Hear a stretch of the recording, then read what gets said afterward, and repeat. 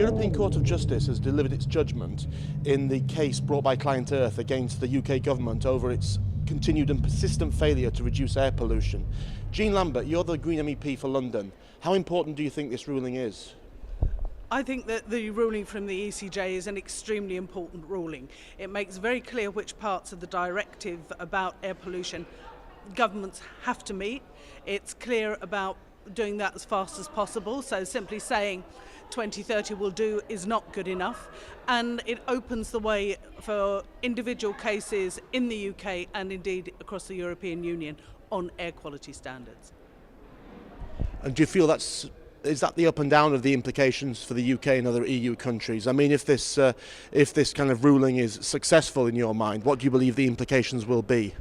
I think the implications of the ruling is that governments are really required to act fast, that this is a public health issue, that therefore they must have their plans to put in place, they must deal with transport pollution, which is a public health issue.